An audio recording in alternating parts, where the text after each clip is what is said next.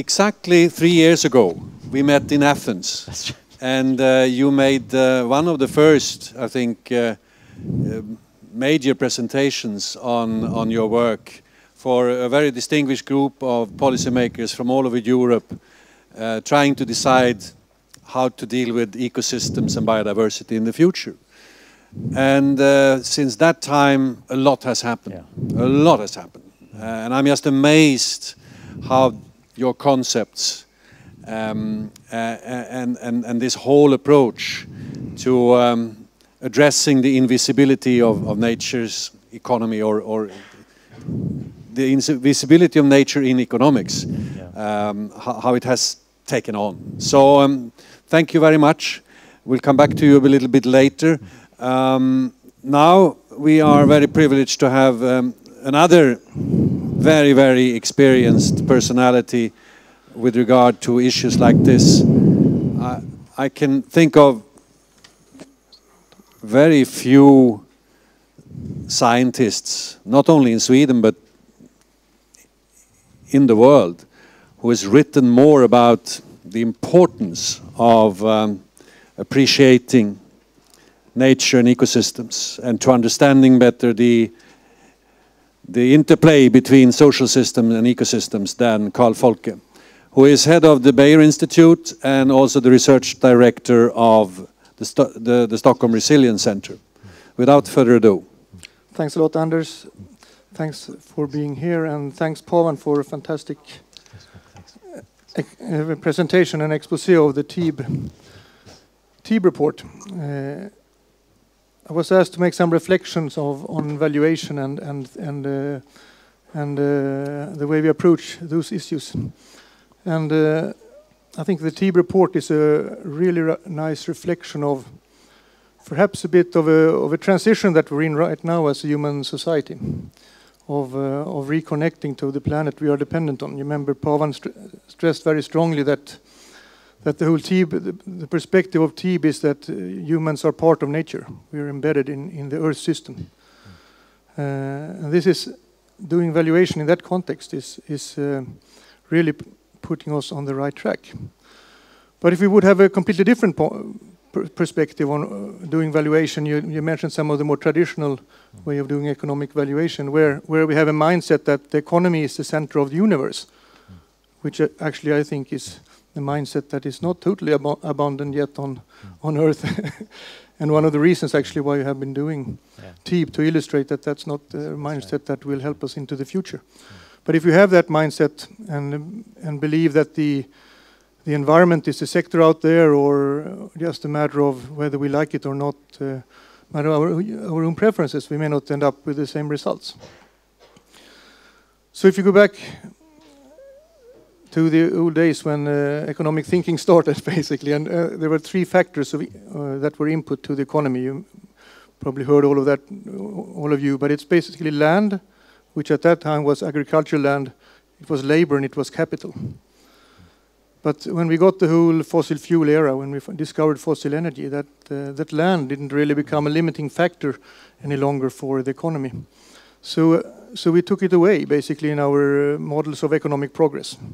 That happened in the 30s or 40s or something like that. And actually, that's still the case to a large extent.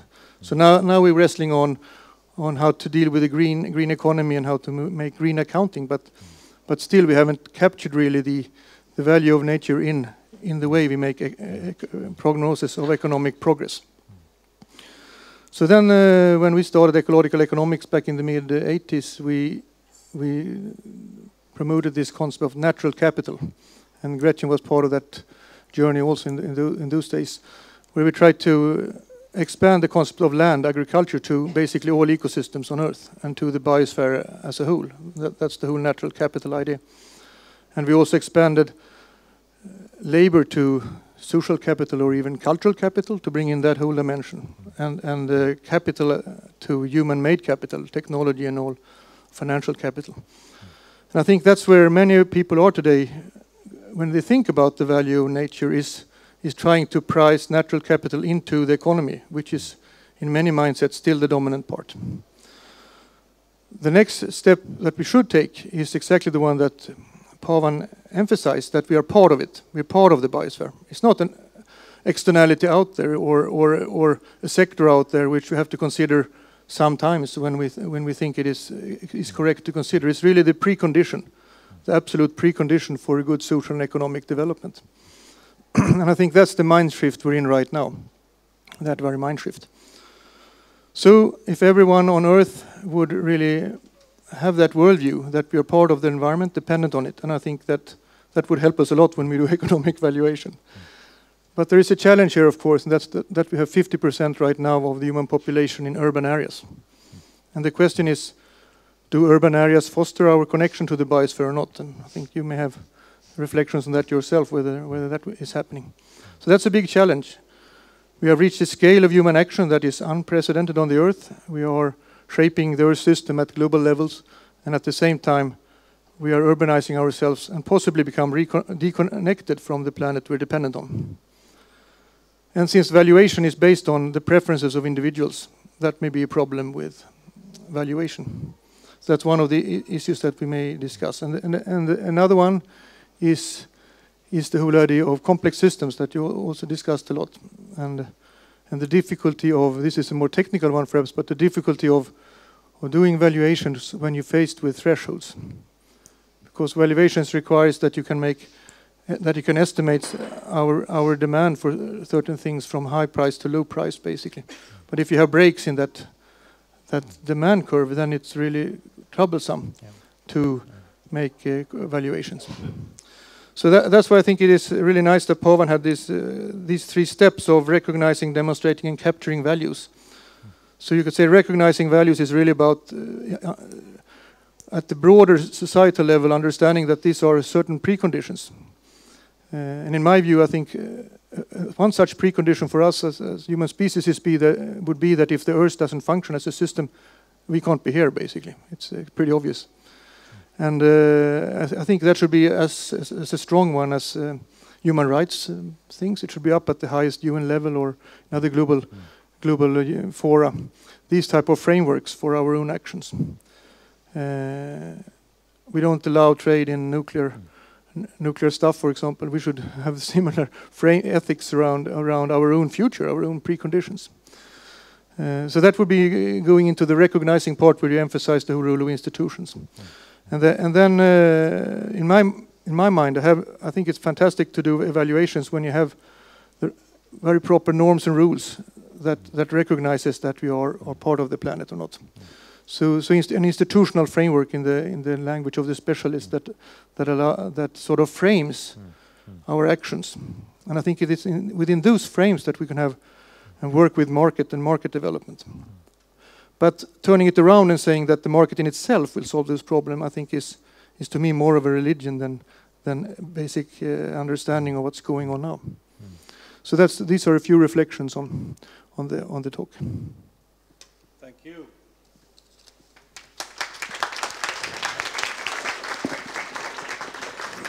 Thank you, Carl.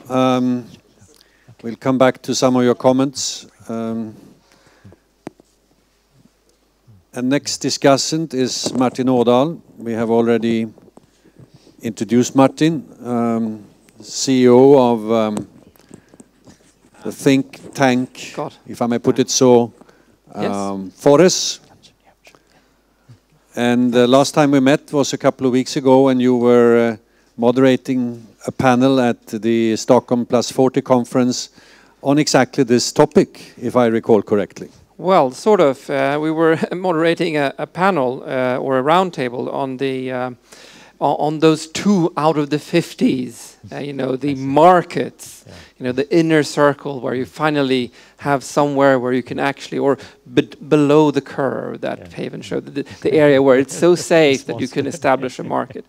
And Forest is a think tank devoted to environmental economic policy. And I often get the question, why do you need another think tank on environment? And on the other hand, I feel rather, you know, stressed, even in an environmentally friendly country as Sweden, because we feel often that there is a problem in bringing all this interesting and fantastic knowledge into actual policy. And so we are almost obsessed by not by the what, which was very beautifully described by Kalle and absolutely in a fantastic presentation also by Pavan, but about the how. And you often get, and of course it's impossible to do the right how if you don't know what the what is, what you're supposed to do. But sometimes you reach the point where, okay, we analyzed the what, up to a point, and now how can we move to the how? And especially if, like I guess Pavan does, you move from those international conferences, but everyone wants to hear what you have to say, and listen to it kindly, and then it's not being put into action in any kind of sense. But I think, nevertheless, this is a fantastic work. We have just, with our economists, tried to encourage to build on what TB is doing. Probably we're just amateurs, we're just learning like we do today. But I have a few questions simply on what Pavan has said into bringing this into action. And the first one, because I used to be a macroeconomist at the central bank, is not so important actually, but I'll just mention it briefly because you didn't mention it yourself. It's about the national account. Now everybody understands that Chinese growth, Indian growth is not real in the sense that a lot of it is taken by depleting the ecological capital and sorry. Well, anyway, everybody understands what I'm about to say. But I know also from working there, and of course Pavan does, and many other people in the audience does, that we are notoriously conservative about the yardstick in economics. Why? Because it's the only way we can compare with other countries, benchmark, go back in time with time series and so on. If we take away the yardstick, everything becomes difficult. I can tell you how conservative people are about how the bills look like, the actual dollar bills or kroner bills. They're extremely conservative. Everything that is supposed to count what we're doing, people become very conservative about.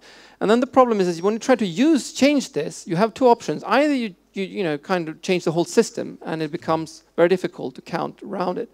And the other possibility is to make a parallel world, which risks looking phony to the policymakers because they can't compare it to anything. And I just want to have your reflections on that. I've been deep into the statistics, so actually they aren't that very good in themselves. You couldn't imagine how arbitrary those GDP growth figures are sometimes. Sometimes made by a phone call at Statistics Sweden to a big Swedish company asking them how much they actually transferred in value from one part of their international enterprise to another one. That makes like 0.1 percentage points on GDP. So, but there's two ways to that. Either you think it's so complex that, please don't add this environmental stuff to it. We got enough already.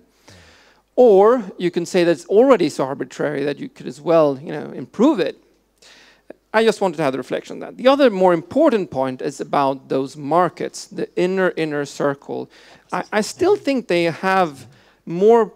Maybe I like them a bit more than or maybe Pavan likes them a bit more than he showed, because even if you discuss a lot of how the valuations govern the administrative decisions on different levels. But this is the one point where you actually put check the value into the balance sheets of the companies. And also it's very important, I think, to keep the polluter pays principle in focus. Sometimes it still becomes, the valuation tells the government that you should do something with taxpayer money. And I would like to have your point of view on how the PPP goes into valuation, how you can reason about that should also be dimensioned, sort of the equity in terms of that those who actually created the problem should pay it. Sometimes with ecosystems, they simply pay the ones who supply the ecosystems or maintain them. But also, if they actually just have any as an externality, then and there we had in our workshop. I'll just bring up the questions that we had there. A number of problems. I mean, the measuring and the reporting, the verification, as it's called. Actually, you mentioned them several times. The huge transaction costs in actually knowing. And then the risk when you have those different complex systems is that the one you know best is the one that's going to dominate. So how do you combine these? That's just a follow-up a bit on what you said. The formatting. Are you supposed to ask a Colombian village, a local community, to deliver ecosystem services to you? or that's going to give me leverage to local corrupt officials to tell a story? Or should you have it on the farmer level? Or, you know, where it's supposed to be? What is the most efficient? And also, what we discussed a lot, you know, how far should you go in perfection? I realized my English, when I was listening to you, is limited, because there is an expression in Swedish that probably exists in Shakespearean English, that is, when the best becomes the worst foe of the good. Yes. Yeah. And you know, let's start some market, you know, around this forestry inside the RED, as it's called, the system within the UNFCCC, the climate negotiation, instead of nothing. You mentioned it. You did actually mention this, but if you could please. So we often in environmental economics talk about the precautionary principle, that you rather not make a mistake and therefore take an extra margin. But in this case, there's always the risk that we don't do anything because we take too much of a margin. And then I would like to just to have your views on this very special ecosystem service that we, thank God, didn't talk about for an hour today, that is climate change, climate space, this political commodity. I just make some advertising for the excellent report we made. Almost everybody here now with SEEI, the Stockholm Environment Institute, together with also a bit with Global Utmaning, because one of the authors is from there and from Forest, about the Chinese new carbon emission trading and ecosystem service should be, how to trade in climate emissions. So those were my many questions. I hope the audience I will not inundate you with questions before the audience has the chance, but it would be interesting to just get those further ideas about what you just said. Thank you very much. Thank you. Please, Pavan, may I add one question to this? You said at the outset that to try to aggregate the value of ecosystem services globally, it was good to make that report in 1997 by Costanza and others. I think Gretchen Daly was part of it as well, because it really showed the limelight, put the limelight on something that we hadn't really talked about. But you also warned against trying to aggregate these numbers up. Now, this being said, and going back to what Martin was saying, namely we need yardsticks, we need indicators, we need measurements, how would you suggest that we either complement or replace, or whatever we should do, the present main indicator for progress in society, namely GDP, with something that is a better reflection of what is really happening in this dimension that we call natural capital? Because I think you can quite convincingly prove that in quite a number of countries, some of the growth that has taken place has been uneconomic, because it has really destroyed a lot of values and wealth rather than building it up. How would you, maybe you could elaborate a bit on that? Sure. And apart from that, I think both Carl and Martin gave you a lot of food for thought. And thanks to Carl and Martin for that, and to you, Anders. Let me first begin with Martin's question regarding what is better. Is it better to reject an existing system which is fixated on GDP as a measure of output, as a measure of value addition, no matter that it is estimates that are being put together, and go to something else altogether? Or should we try and tinker with it, change it, evolve it in some way? And I've faced this challenge myself in the time when I was working on India's adjusted GDP accounts. It was a choice to make adjustments to national accounts as against going the alternative, which is to work out the average value of natural, human, and physical capital in India and total that up and divide it by the population and work out the effective wealth accounts, if you like, the wealth accounts which would have been done following the logic that, say, Partha Dasgupta and Carl Mailer and Kenneth Arrow have devised. We had the choice, and we could have done either. We chose to go with the route of adjusting GDP by saying that you can reflect the same issues. You can reflect the missing components of ecosystem services from natural capital in terms of changing the flows that you're measuring, adjusted GDP, and reflect depreciation in natural capital by once again changing the GDP with adjustments for the losses that are taking place. So you can actually present the same information in a way that people understand better. Because if you tell people that national wealth or inclusive wealth went down by 0.1%, you've lost them by the time you're on your second word in that sentence. They don't know what you're talking about. But if you say to people that our GDP growth was actually negative last year because we lost nature and we didn't educate people enough, right? As in human capital didn't go up enough and natural capital went down, they will finally they probably understand what you mean because they think they understand GDP and you've given them something which connects one with the other. Having said that, and that was a choice which was an uncomfortable choice which the group that did this work had to make. And to this day, I will say that I wish we could have made the opposite choice, which is to just publish the inclusive wealth account. For one thing, my guru, Professor Carl Mailer, would be happier with me than he is now, because that's what he would have wanted. And I would like to do that again. I mean, when we redo the Indian the adjusted GDP accounts or green accounts, we will present both options so that people can see them. But I still feel that putting the GDP adjustments and adjusted GDP is probably a good stepping stone towards getting it right, because it's really difficult to change mindsets which have been built over the last 60 years, looking at GDP and GDP growth as the basic all-encompassing measure of performance, of economic performance at the national level. Going from there, and actually there is a bridge from that point. But may I be the devil's advocate here, because by doing it this way, you sort of imply that you can substitute one type of capital for another. Not necessarily. So if you are careful about it, you will, in a sense, have three columns. There'll be a classical GDP column, and then there'll be a natural capital column, stocks and flow adjustment. There'll be a human capital column, which is education and health, with again adjustments. And then there'll be the final answer. So yes, you are kind of saying that, yeah, performance has got these dimensions, and adding it up is what we call weak sustainability, in the words of David Pearce. And actually what you and I would want is strong sustainability. So we would say that, this is not a good thing, because not only has this gone down, but that one hasn't gone up as well. And the net is that we are not any wealthier than we were. So I think a bit of explanation would be required. But the risk is that you can fall into the trap of saying that, well, we did rather well in education, so it's okay, we can lose nature. I mean, of course, you have to then argue it like this, like you and I are arguing. That is a risk, and you and I will have to then go back on the podium and argue this with people, saying, no, that's not what we meant. What we meant was you need to recognize the total has to go up, and the individual quantities and the individual categories have to go up as well. But doing it in the context of, well, this is where we began with GDP, and now here, look at all these other things that we need to measure. I think that's a useful educational tool. And I think that's the reason why I would veer in favor of adjusted GDP as of now. I'm hoping that by the time our children, Anders, grow up, that we don't have to have this discussion. Because, well, maybe, yeah, grown up, to our kind of, I mean, they're still children. Yeah.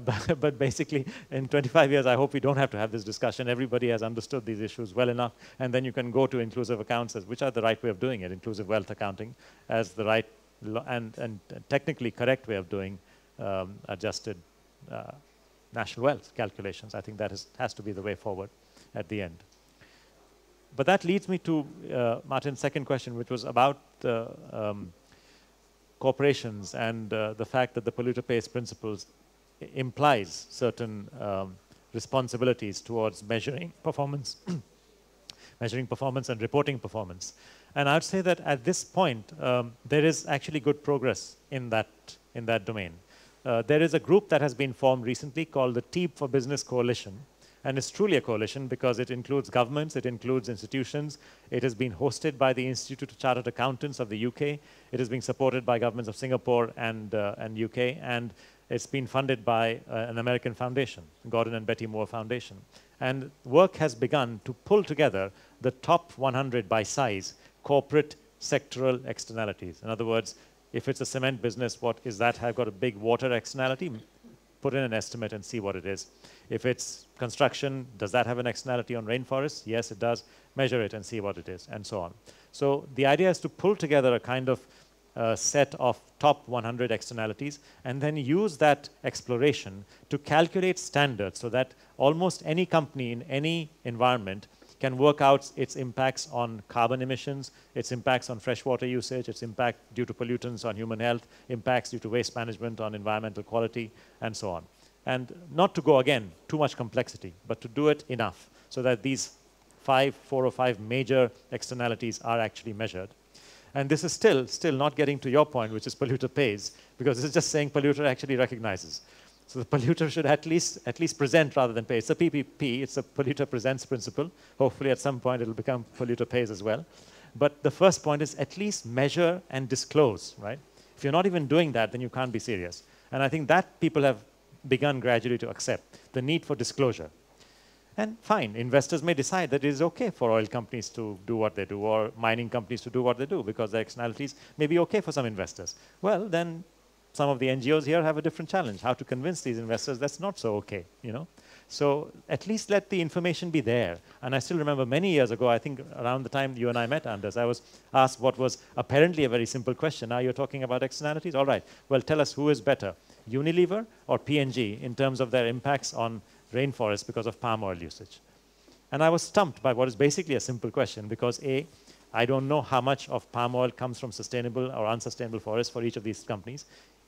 Firstly, I don't even know if they know. If they know, then they don't measure it on a comparable basis. They don't disclose it. So I don't know exactly how to compare this. I just had none of the answers for someone who's supposed to be the expert on this subject. And I realized that we are at a very early stage. And I think where we are today is to at least fully understand that we are at that early stage, but we are in a position to start doing something about it. And that measurement has to be the place where we begin. And then let society and the company's CEOs and their investors decide what's the right way forward. But without the measurement, we can't move. So I think that's where I'd go. I'd go to the presents first, not jump to the pay. Because if you ask for the pay, the instant response is, pay for what? How much? Why? And you know, what about the other party and people in China and companies in India and so on and so forth. Once we start getting consensus by accountancy bodies, and already there's a second one who is interested, not just the UK accountancy body, clearly Singapore is, and now a third country has joined the fray. If we have a consensus on what's the right approach, then investor interest and investor pressures could start creating a system of global reporting of financial statements where you're actually reporting corporate performance. Today, I would say, Anders, we are not reporting corporate performance. We are just reporting corporate financial profits. But there are other dimensions of capital on this earth. There's human capital and there's natural capital. And you can't, as a corporation who is so constantly involved in impacting not just financial capital, but human capital, which sometimes you create by training people, and natural capitals, which sometimes you destroy by mining and forest destruction and so on. You can't pretend to be measuring your performance when you're only measuring one dimension of capital, and only that dimension which is owned by your company and not owned by society, which you impact at the same time. I mean, tell me that this is performance. It's not. It's just profit measurement. That's it. So we have to move from measuring profits to measuring performance. And I think getting the accountants to focus on this, which they are doing, I'm delighted, at least in the UK and Singapore and hopefully one more country soon, is a huge step. Whether I can get the FASB to focus on this in 3 years' time, I'm willing to take a bet after a few beers, but let's see. It's evens right now. Sorry, what was the third question? Can you remind me? Yeah. But I think these were your 2 key ones. So, yeah. About the different how to construct, where you can go into the possibilities for ecosystems, markets. Yeah, yeah. And the different, how to format them, and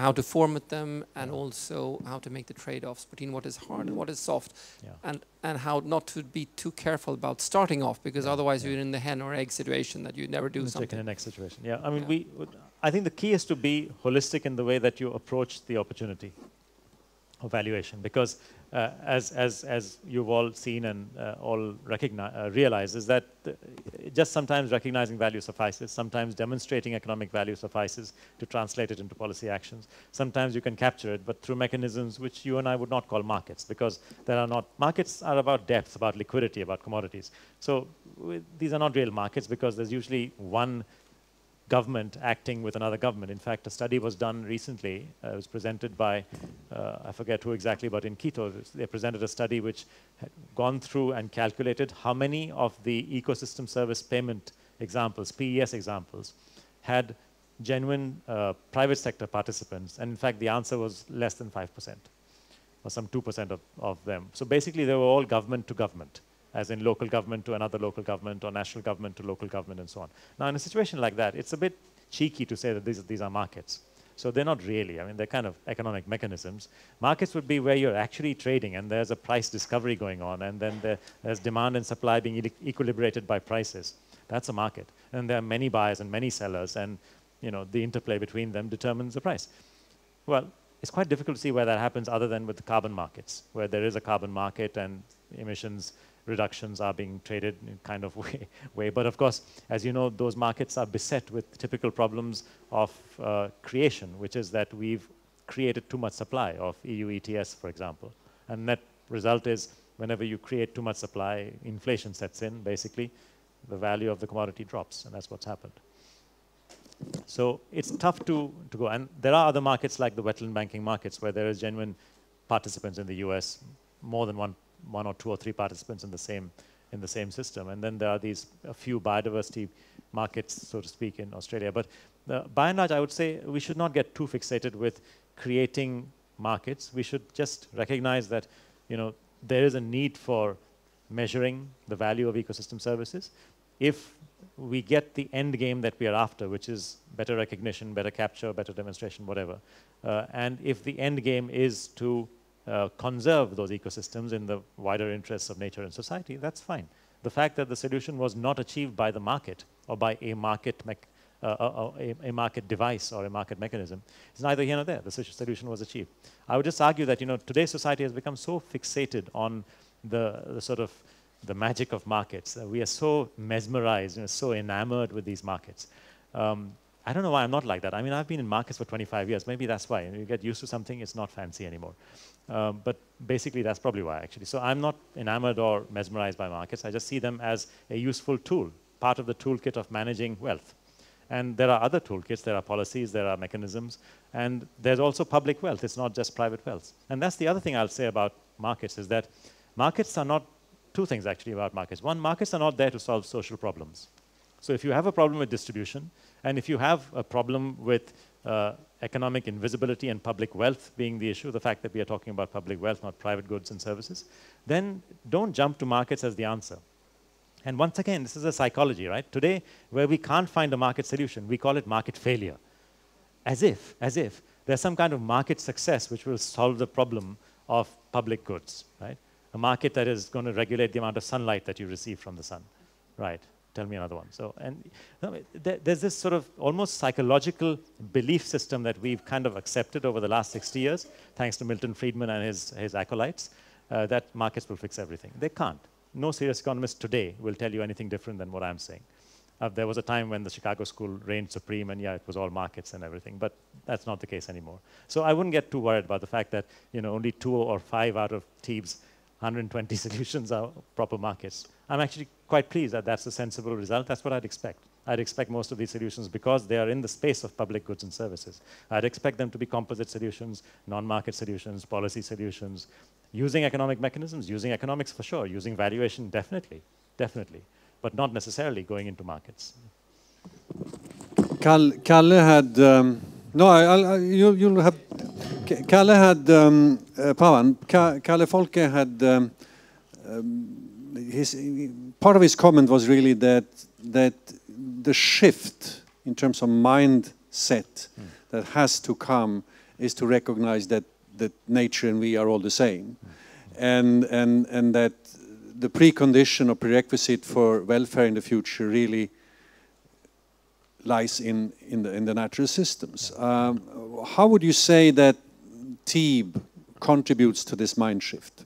That's the first question. The other one is, you are from India, and I know that one of your main points, and you made it yesterday in Rotterdam when we met, you said that for a country like India, this is probably much more important than in countries like we were in the Netherlands.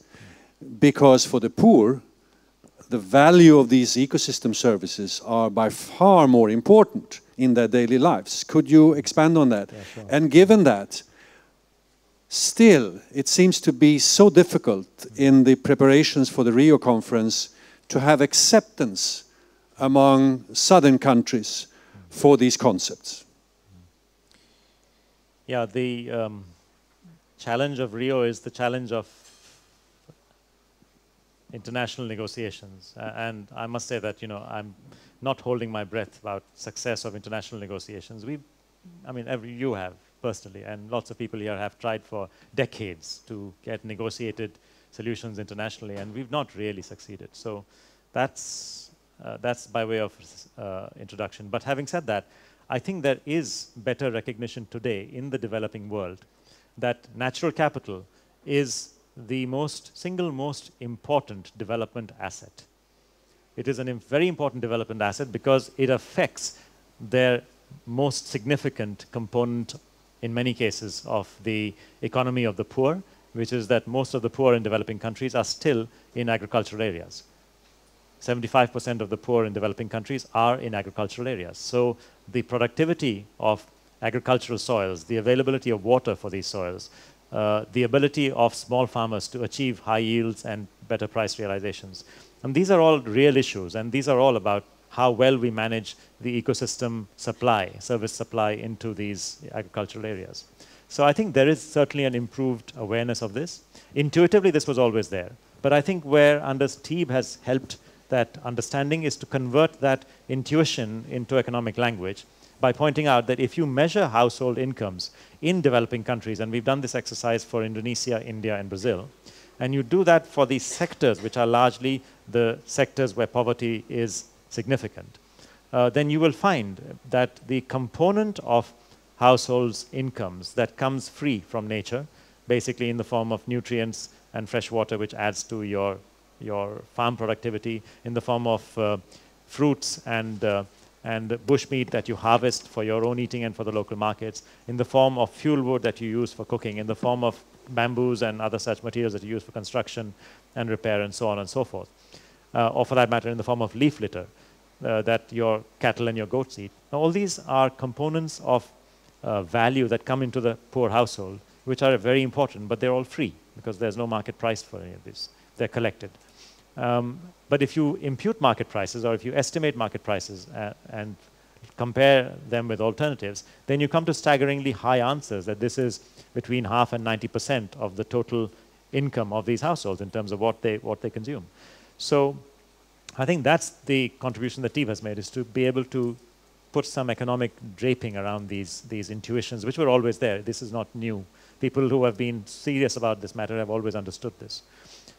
So I'm hoping now that because economics is the currency of policy, that the developing countries, when they formulate development policy, will be recognizing this reality, that the fact that they need to measure the value of what rural households receive, especially households in areas which are poor, in order that they can create better crafted policy responses which are cognizant of the values of ecosystem services that flow into poor households. So I think that's where the dialogue has changed. And certainly people like ministers who are at the forefront, like Jairam Ramesh, the previous Indian Environment Minister, he got that instantly. And he was using this thinking. And I'm sure other ministers in other countries have been also conscious of this and have been reflecting on how to make this, how to bring this into their policy frameworks. The value of ecosystem assets reflecting at the national level through adjusted GDP, inclusive wealth accounts, or the value of ecosystem services being lost, reflecting in company accounts in terms of their performance, I think is all part of the same challenge. If we move along one axis, we should be trying to move along all these axes. Otherwise, again, you'll have disconnects. You'll have national accounts saying one thing and private accounts saying another thing, and poverty analysis saying a third thing, and that doesn't help. So I think all of this is actually tied up together. So, yes, now we have some questions from the audience. So, why don't you start? Just a second, you will get the mic. And please introduce yourself. Thank you. My name is Chiranjit Basu, and I'm not really in the closer to your I'm not really in the environmental field, other than as an enthusiast. I'd like to bring this discussion down just a few notches to a very ordinary level. I'd like to postulate that the strange amnesia we seem to have about not being part of nature is very, very recent. In our 250,000-year history of humanity, I think it's the last 50 or 100 years or maybe 500 years that we've forgotten that we're part of nature. So, we forget about the current generation that suffers from this amnesia and leave them aside. I have a question for you. What can we, or what is TEEB doing, or what can we do to bring this knowledge and information and this insight and awareness to our teenagers in the schools? Because being a father of a couple of teenagers myself, I know that they're thirsting for this knowledge in a certain context, in a meaningful way, in an actionable way, and they don't get it. Yeah, there is no school. I've tried them out here in this. I live in the US, I live here, I've traveled around, you name it, I've been there. It's not there. It's just plain not there. And these kids are getting nothing. So we are prolonging this amnesia. We could bring about your vision of reconnecting with nature in one generation. Yeah. All we have to do is go back to schools. And once they realize that they're part of nature, this accounting problem would go away.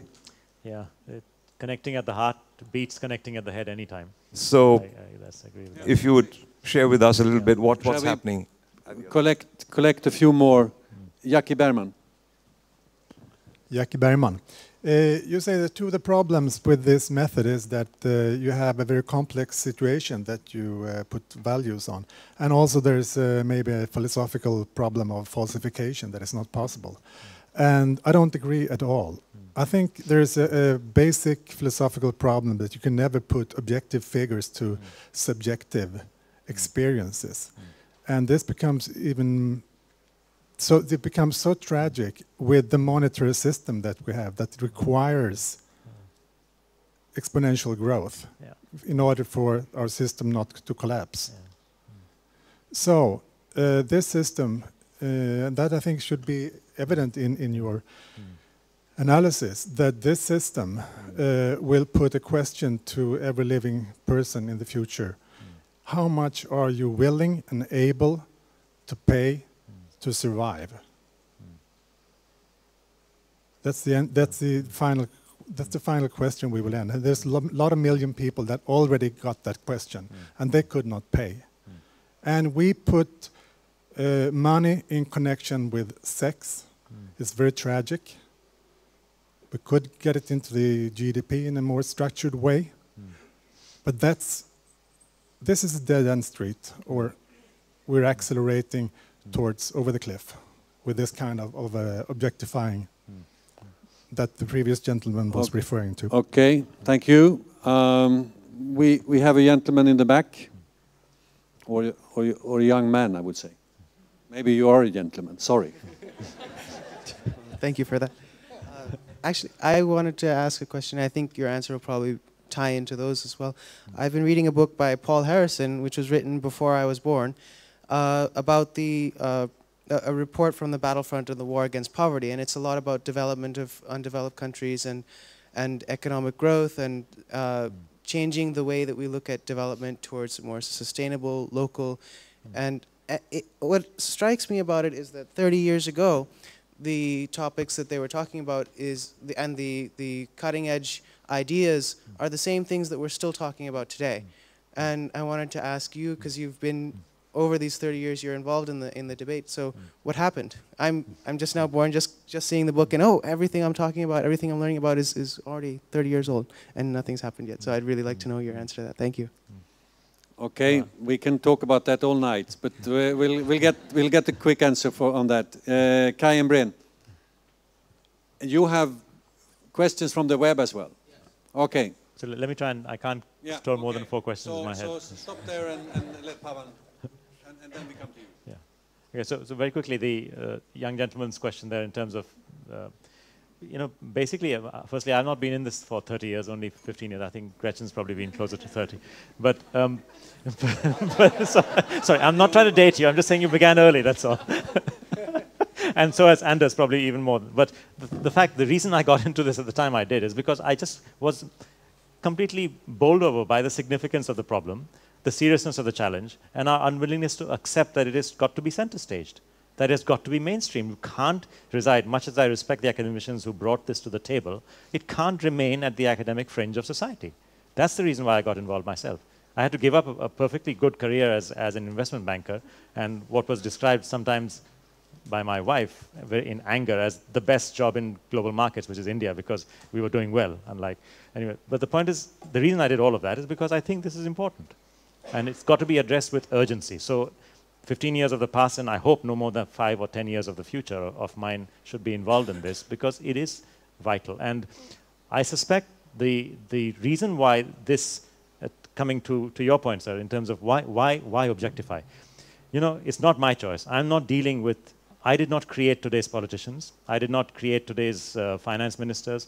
I did not vote for any of them. I paid lots of taxes, and thanks to Yale University, I pay taxes in 4 countries. And one of the things I'm going to say at Rio, watch this, is to all the people from Singapore, India, UK, and the US, is that you people are here because I paid for part of your journey. Tell me what you're doing for me. Yeah. My taxes, significant investment banker taxes. So anyway, this is the challenge. How do we get this across to those people? Because decision making is in their hands. They're not in your hands. They're not in my hands. They're not in even, well, sorry, maybe not even in Anders' hands this way. Right? So then the question is, all right, how do you get the message across in a language which they understand? And it is an urgent message. I don't think you or I would disagree on that. I respect your point, which is that at the end of the day, this should not be necessary. But my challenge is, how else? How else? And if we did nothing, and if this demolition of the traditionalist thinking of neoclassical economics that Teeb and green economy and a number of ecological and environmental economists have been engaging in a steadfast, steady, and intellectually disciplined way for the last 40 years has still not had an impact, then I think getting it back into the mainstream with policy dialogue and perhaps a more aggressive approach, which I prefer to adopt, is probably a better answer. That's the only way I can justify it. And to me, it's an ethical choice. I cannot see what is happening, continue to happen, and sit back and do nothing, knowing fully well that I have a business card and a reputation, which means that I can walk into the doors of ministers. I cannot see myself not using that card. That's because I wouldn't forgive myself if I didn't. You know what I mean? That's the challenge. So yes, I'm also uncomfortable with the quality of valuations, and I'm completely uncomfortable with the lack of total knowledge that would ideally be needed to make the case that is being made. But I'm happy to go with imperfect knowledge, knowing fully well that my answer is approximate, but it's a hell of a lot more right than a precise answer which is precisely wrong.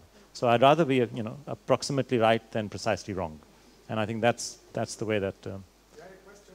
Sorry? You had a question if I had a suggestion? Yeah. Very brief, because we have more speakers. Yeah. And then I'll come to the education points which I haven't forgotten. Don't use an objective compass in a subjective area. It's like arguing what price sex should have in the end. No, so I think we need to start the dialogue about on a more philosophical level. That's my suggestion. I'm happy to have the dialogue, but I don't think it is purely subjective. I mean, if you ask today a farmer in Indonesia or India what is, how much they value the fact that their cattle can go into the forest and gather leaf litter, it's quite a lot, because they know what the cost of the alternative is, which is buying fodder from them from the market. So that's objective, because there is an alternative which costs money. If you ask them, would you like to not receive fresh water and nutrients from the forest nearby, they don't know exactly why, but they know that's not what they want, because they know they've got to pay money for fertilizers, and worse, because it's subsidized, so you've got to get it through mechanisms of favor, and you have to pay back the favors and so on. So they know that's something they don't really want to do. So there's an approximate value in their heads. They won't know exactly what, but calculating fodder values, value of bushmeat, they know, because they know what they set it in the market at. So it's not completely subjective. It is objective. There are other aspects which are subjective, as in how would you work out the intrinsic value of nature, the right of species to exist. Who are you to decide what that right is? I agree. Nobody can decide that, in my opinion. So there are these other aspects, but there are certain aspects of nature services which do have alternative products, services, which do have some market price expression. And that's what you need to point out to people, that look, by developing in a way which destroys the flow of these free services, you are costing this poor community that much as a result of your actions. And I think that's something that TEEP does quite well, and will continue to do, I hope, because actually I do see that as a necessary completion of TEEP's thing. Let me come to the education point. A lot of what we talk about is actually common sense, and yet, frankly, the first place where there's been a graduate level course on the economics of nature is Yale University. Now, we've done, and I must thank the Dean of the Yale School for his wisdom in agreeing to let me put the entire course on the website. All 26 lectures are on the website. The syllabus is already available. I have sent it to 3 universities thus far. The Indian Institute of Forest Management in Bhopal, a university in Peru, and a university in Brazil, because they asked for it, right? Anybody else who asks for this course in its entirely, the syllabus, the everything, is welcome to have it for free, so long as I know they're serious people and they mean it for the purpose of education. When I say this in front of professors, they know that I'm mad in their thinking, because, you know, why would you ever give a course away free, for God's sakes? You've got to be mad. Yeah. So, you can have it. Yeah, sorry. Which university are you with? Done? Okay, just send me an email, you get it. So, sorry, that's 4 universities now. So the point is, now I'm still talking at a university. Can you imagine that at the school level, it hasn't happened yet? And that's crazy, because this can be expressed. And by the way, just so that you're aware, I am working on a project when I finish my current thing on the corporation, which is to try and express TEEB in the simplest possible terms so that it can be understood by children and ministers. And yeah, you are fantastic. Just drop me your email, because you'll get involved whether you like it or not. Okay. Yeah. Thank you. Time is running. We have Kai and Brian. I would like to bring in 1 or 2 questions from the webinar, and then you. And then I thought, Gretchen, with your much longer perspective, according to Pavan, it would be interesting to have a comment by you towards the end. And then I would like Kalle and Martin also to make a final comment. And then we will close within, let's say, 15 minutes. So please be brief then, Kai. Yeah, try to be short, but the question to you is, do you think that the national government have the capacity to really take further steps to come to nearly the challenges we have? When you look back and see on the climate change negotiations and others, and we maybe not have the time to wait for them to come to conclusion, that there's too many problems at the same time and complexity. What I think it's the role of the local communities, the cities, maybe can be the fire for national government to do more, because I think in the cities there you can see changes, and maybe there you find the hope. And so the question is, what do you think about the political sort of reality of solutions? So have you given up on governments and you focus on mayors and others instead? While you find the next question, let me try and answer, Kai. This is the case that I believe in broad senses, that where communities take charge of this problem, they can find solutions. Now, the communities sometimes may involve some degree of approval from the national government. It may involve some degree of engagement with the local corporations who are working with it, but largely it's got to be the local community that recognizes its ecosystem as valued to itself, or its proximate ecosystems and its biodiversity as being important for it. And I think that's really the way forward, because unlike climate, which is the global public bad, climate changing emissions are the global public bad, and you cannot but discuss it or try and work solutions at a global level, whether you do it through international institutions or whether you do it through appeal to the heart of 6-7 billion people. That's another issue. We can discuss that forever. And I probably think there's more chances of appealing to the hearts of 7 billion on climate than it is to get 192 governments, 193 now, sitting in a room and deciding something which is in the interest of all.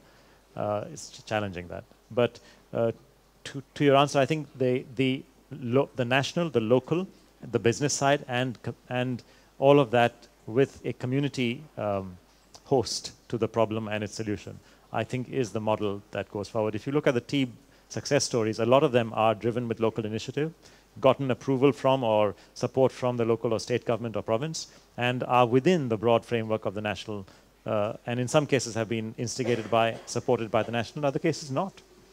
It's just worked at the city level or the local level, wherever. Yeah. So, please, your questions. Yes, we have 2 questions from the web right now. The first one is from a Tim Giesecke in Minnesota, the United States. He wants to know... Can you speak a little bit closer to the mic? Like this? Yeah. Okay.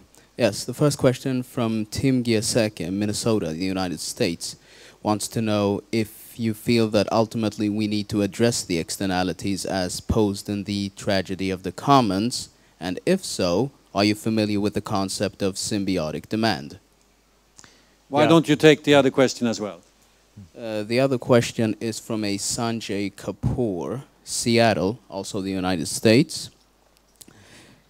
He feels that valuing nature like this is inevitably going to lead to wanting to sell nature, and he wonders if you recognize this and how we combat it.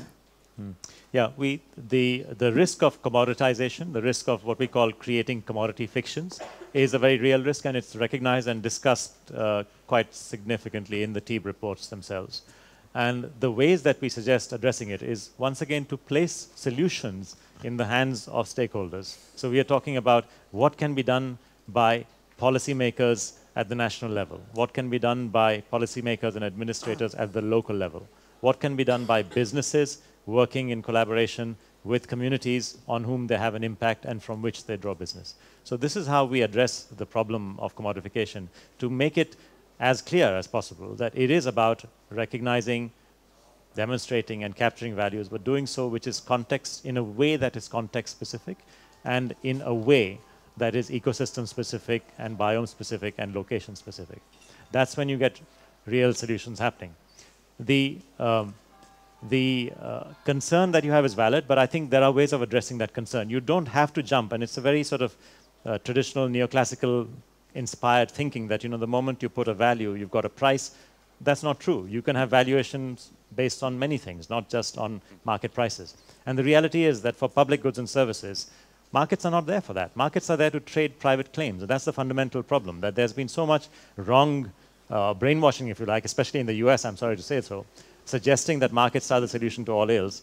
That's just part of the challenge, is how do you address this underlying belief system of economics that has kind of entrenched itself in certain countries more than others.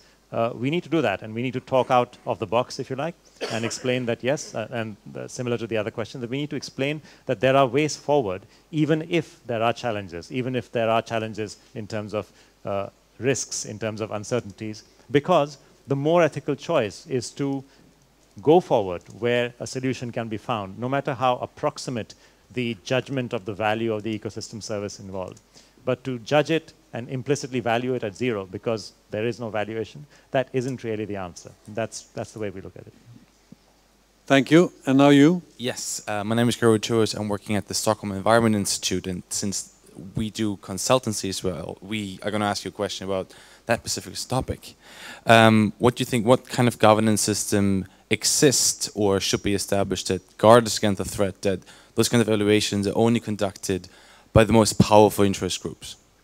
Yeah, or given away, because, you know, the typical cases where, and people will try and do this, to try and make use of valuation metrics and make use of valuation expertise to convince governments that actually it's perfectly all right for us to destroy this, mine this particular hill and rip off the top of this hill because, you know, we are paying the community X $1,000 and that should be sufficient based on such and such valuation on benefits transfer basis. And, you know, all that is really part of the challenge of management, of management at the administrative level in the city or in the province, management at the national level in terms of having ground rules for engagement and valuation. And that's why we put a lot of effort into creating that framework, what we call the TEEB approach, creating that framework, which begins actually with the question of policy. So our approach in valuation is to begin with what is the policy challenge that you're trying to address rather than what's the ecosystem you're trying to value. Because the moment you do that, I can bet you that it would be some corporation who tries to value that ecosystem service as a means of answering that, well, we don't need it actually. And we've got a wonderful offset, you know. We want to destroy this piece of Madagascar because we can create alternative ecosystems in Canada. Thank you very much. You know, so that doesn't work. I mean, yeah, but you're right to ask that question because it's amazing how silly things can sometimes be presented in the garb of scientific theoretical sense, and how easily otherwise intelligent-looking people can fall for that garb. So far we have had, apart from Eva, only male speakers. So it's about time, Gretchen. Thank you. I wasn't expecting this pleasure of firstly hearing Pavan. What a wonderful presentation and discussion. And I have been studying this for the past my whole life since before I was born. That's right, yes. And so good to have you. Anyhow, Welcome, I came to yes. Stockholm just yesterday to be with half the group here and come to the fountain of knowledge and all of this. What I'd like to do, just really briefly, is respond to the wonderful discussion with 2 points. And I made a couple notes to make sure I don't go on further. The first is to the young gentleman's question, you know, hasn't this been going on for a long time? In a lot of ways it has, but there's something new that makes me feel really optimistic, and that is that the implementation of these ideas, bringing the theory down to earth, is really breathtaking and taking off in previously unimagined ways in certain parts of the world. So I'll give 2 quick examples. One is in China, in a place where really catastrophe has motivated a lot of this thinking, especially the devastating flooding that wiped out 3 million homes back in 1998 and cost over $25 billion, and I'm sure that's a vast underestimate in damages. But as a result, the Chinese government is now investing in 25% of its land area. It's setting up a new kind of reserve network called an ecosystem function conservation area.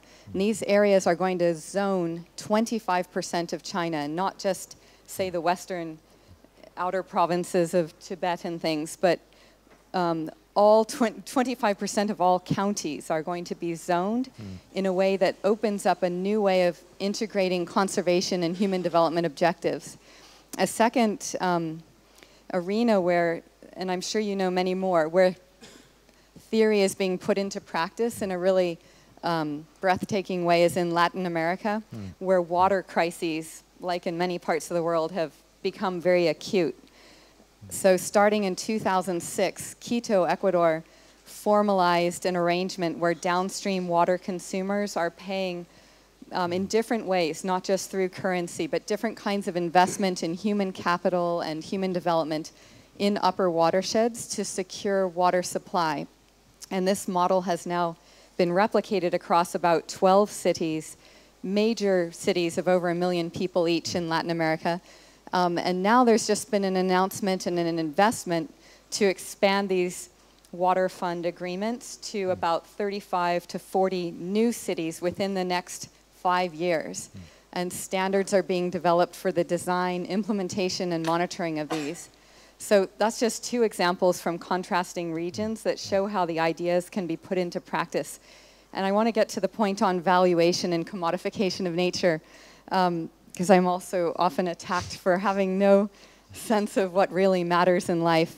But I liked Pavan's answer, and I want to say that in all of the engagements of the Natural Capital Project, where China and Latin America are 2 examples of this international effort to put the theory into practice, in all of them, we're not asked to value nature, really. What we're asked is to help in visualizing a new future. And that visualizing takes the form of developing scenarios. So we lay out, through the stakeholder participation, different possibilities for the future, different investments in nature, and then the calculations all revolve around biophysical units. Well, how much flood protection would you get? How much more reliable and clean and safe would water supply be? How much more stable might the climate be in the future? Or how much more productive and less variable might crop production be if we made these investments? Those calculations are all in biophysical terms, and that was kind of a surprise to us. But then where the economic valuation comes in is in asking, well, what would it cost to realize these different alternatives? Which scenario would yield the highest return on investment for people looking at these public goods and services? And there you're just trying to focus limited resources in the most effective way to realize a better future. So I feel that in some of the most dramatic examples underway today that we're not going off on a silly course, and that makes me optimistic that step by step we can move in the development of all these institutions and measures and things that Pavan is laying out towards something better. And I thank you again for this chance by surprise to stand up here and join the discussion. Thank you, Gretchen. Thanks a lot. Finally, before I give you the last word, Martin and Kalle, you made valuable contributions some time ago. Do you have something more to comment? Just a reflection, and some time ago I listened to people who were dealing with social innovation, and they were comparing the success of different companies. You know, companies like Apple versus others. Different companies who basically had the same type of organization, the same type of structure. But the question was why did some make it and others did not? And it turned out that those only focused on how and what you do, how you do things and what you do, were not the successful one, because they missed why you do it. And I think that Pavan today has really demonstrated. I think it was a wonderful moment when you really got going here and explained to us why you are doing this, the TEEB effort. So I think you should be really congratulated for putting all this together, and we hope that this TEEB approach now can help us to shift around our mindset and become a really nice social innovation that will spread through the business world. Thank you very much. Thank you. Thanks. Martin? Very much. Thanks. Appreciate it. I don't want to spoil the nice feelings now, but can you?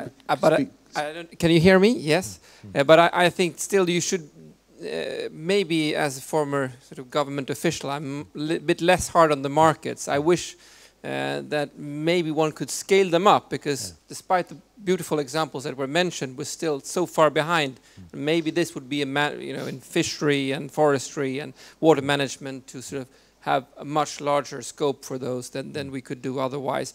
And also I still would like to say that you shouldn't entirely disregard the neoclassical economists. Many of those who consider themselves to be neoclassical have discovered all those truths and are incorporating them into their world. So I think that sometimes we forget that the people we have to convince outside, the ministries of finance and the decisions, you know them well, Pavan, so you know how they think. They also have a lot of constituencies that are behind them. They have very hard decisions about social welfare, about alleviating poverty and so on. So they're not, they're not outside the box in that sense, and living in a different planet. What you have to bring into that calculation is that how much difficult their effort will be. When the feeling here is so strong that all those bad guys who don't understand anything, it's sometimes not that simple, and as you also partly described. Thank you. Thank you. Pavan, final word, or shall I wrap it up? Why don't you? Just to thank everyone for being here, and my God, it's quite a long session, so delighted that you've stuck with it, and I've enjoyed it. I hope you have. Thank you. One of many interesting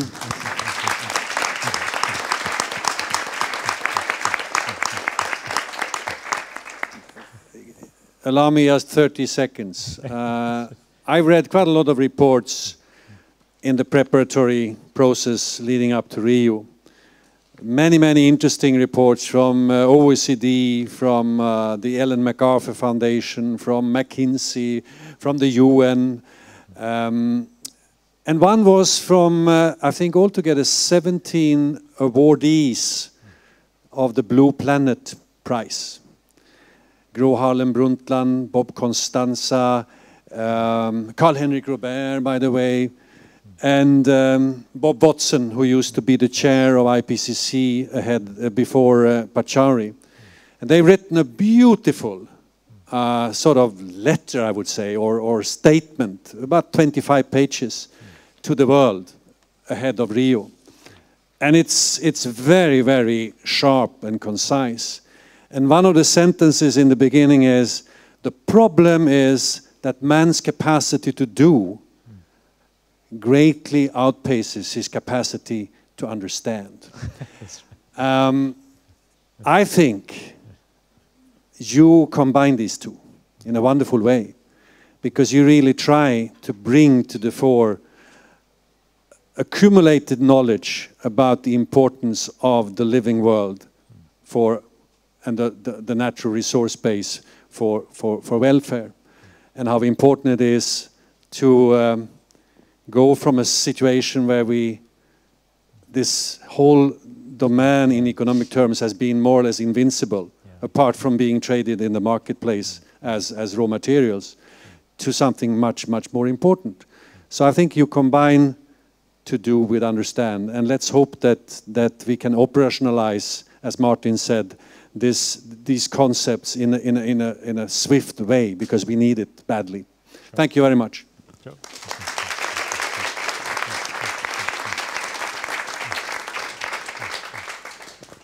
And I just want to say that the presentation and also the webinar can be watched afterwards. So if you want to go in and follow up, it's you go to Global Challenge. Thank you.